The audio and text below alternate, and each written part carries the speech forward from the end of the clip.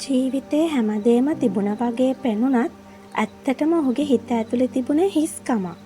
ව්‍යාපාරයක් තිබුණා. මිනිස්සු වටේ හිටියා. මුදල් තිබුණා. ඒත් හිතේ නිදහසක් තිබුණේ නැහැ.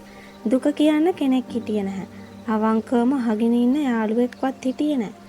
හැමදාම hina වෙලා හිටියත් රෑ වෙද්දි ඔහු සටන් කරේ තමන්ගේම සිතුවිලි එක්කයි. සමහර දවස්වල ජීවිතේ ඉදිරියට ගෙනියන්න හේතුවක්වත් හොයාගන්න බැරි වුණා. ඒත් එක දෙයක් ඔහුව තවමත් රඳවගෙන තිබුණා. ඒ ඔහුගේ අම්මා.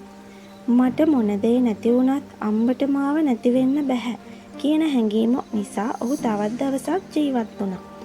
කාලයත් එක්ක ඔහු තේරුම් ගත්තා. සමහර වෙලාවට අපිට ඕන විසඳුමක් නෙවෙයි. අපේ දුක අහගෙන ඉන්න කෙනෙක් විතරයි.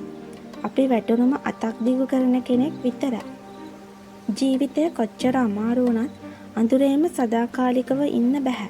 පොඩිම ආලෝකයක් වුණත් ඒකත් ආලෝකයක්ම. ඒ නිසා අදත් සටන් කරන හැම හිතකටම කියන්න තියෙන එකම දෙයයි. ඔයාගේ කතාව තවම ඉවර නැහැ. අද දවස දරාගෙන ඉන්න.